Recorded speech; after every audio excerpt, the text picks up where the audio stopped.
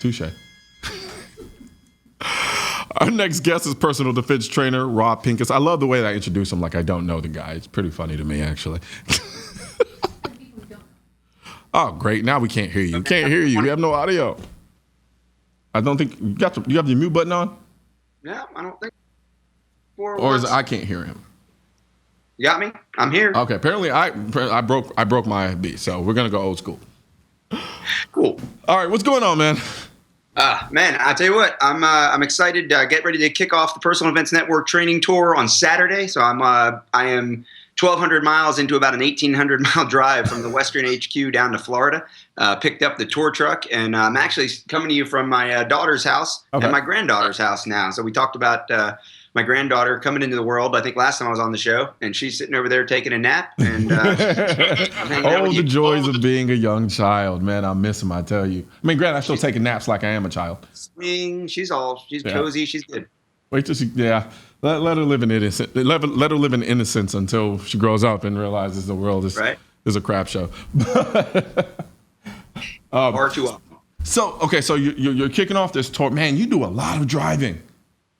Well, I do this time of year. You know, it's really from March to July. It's all in the truck. You know, we start down in Florida. I'm going to make my way up to New Hampshire, right up the East Coast. Cut in through the Midwest. Spend a lot of time around Ohio, Michigan, Wisconsin, Minnesota, and then head across the plains over the mountains and finish up in. We'll hit Nevada, California, Oregon, Washington State, and finish up out there with Mike Hughes, like 30 miles from the Canadian border at the end of July. So I got about 30 stops, and we've got 10 other instructors on the tour this year. So we're going to run about 85 classes over the next 4 months with some great sponsors and just great venues, and I'm really looking forward to it. It's a highlight of the year for me as far as training goes. Yeah. The rest of the year, I'm usually on planes, flitting about, doing all kinds of other stuff. But this is the training, hardcore, spring and summer. Gotcha. So, all right. So now, what kind of skills is the PDN course going to be focused on? Just so people understand that just the different aspects of the type of training that you teach. Yeah, we got 10 different instructors. And obviously, my forte is the close quarters defensive pistol stuff. So, it's concealed carry, home defense, workplace. We do a lot of pistol. Probably about 30% of the classes this year will be rifle. And we'll be on mostly outdoor ranges throughout the tour. I'll do a couple different stops. There's one course I'll teach near Manhattan that's an indoor range. I'll do some of the Gander Mat Academies are indoor ranges. But for the most part, it's a great. Yeah, it's right out. It's actually just up near White Plains. I think it's the closest indoor range I can get to Manhattan. So it's I actually stay in Manhattan, but teach at Pioneer Gun Club there, and it's a great underground range. They rebuilt it about 3 years ago. I've been teaching there ever since. I'll do a class in Jersey. Do my first class ever in Rhode Island this year. So I'm adding at least one state. I might even get a course in Connecticut. We're trying to add it at the last minute, which would be I think there's only like 4 states I haven't taught in Hawaii, Connecticut, Rhode Island, and North Dakota. So. Somebody call me from Hawaii. Wait, you said Hawaii as well? Hawaii is one. Well, now after this tour, it looks like Hawaii and North Dakota are the only 2 states I haven't taught in. Okay. So do you make it a personal point to try to teach in states that aren't necessarily the most friendliest when it comes to gun rights?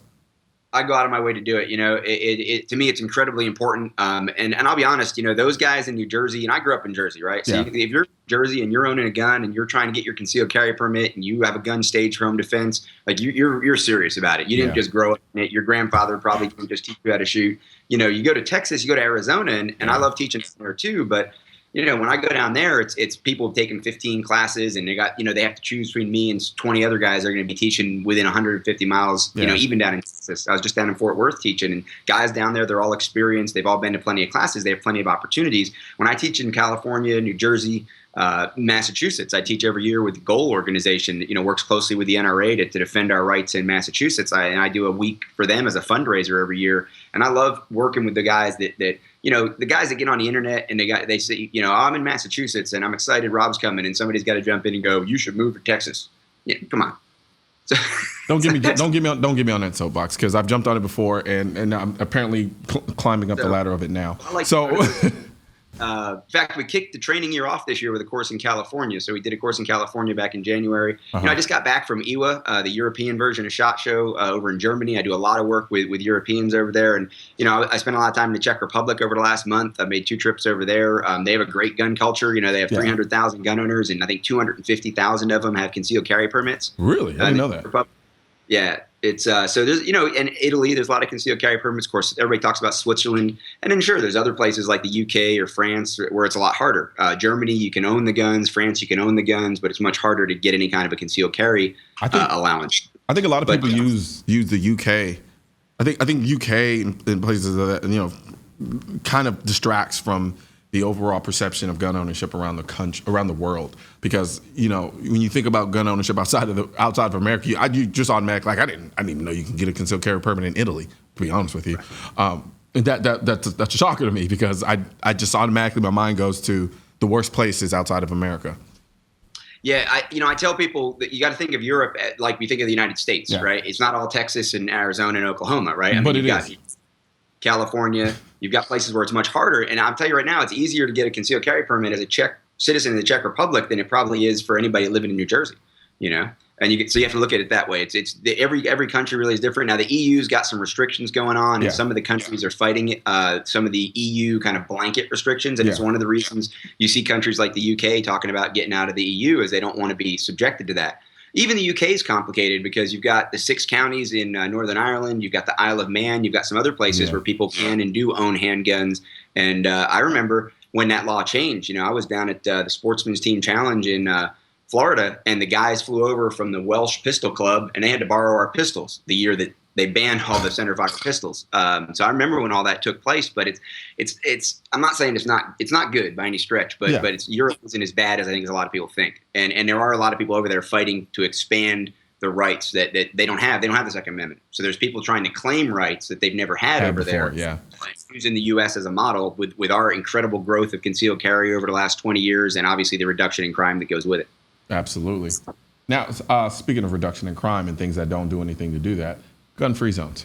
You recently online, you wrote about personal protection and gun-free zones. You talked about it. Let's get into that a little bit. So I hate gun-free zones for obvious reasons, and I'm pretty sure you do too. But in the event that, but I do consider myself a law-abiding citizen, and it is the law, and I try to respect the law as best I can. So in those times where I'm forced to disarm myself and walk into so-called gun-free zones, what are some of the things that you recommend in terms of how do you go about dealing with that, considering? Well, you hit the nail on the head. First of all, we have to follow the law. So I never advocate anyone just say, well, if it's concealed, they'll never know, that kind of thing. I don't play that game. I don't advocate for that. And the fact is that, I live my life on airplanes. I live my life going to see, my 21-year-old daughter sitting in a room over here. I go visit her at her school functions, things like that. I've had stepkids along the way. I got to go visit them. Now I've got, the little 20-month-old at home. I'm going to be going to her school functions, and they're going to be gun-free. When I get on airplanes, it's gun-free. When I go to Europe, it's gun-free. Yeah. When I go to New Jersey, it's gun-free, right? So visit my mom.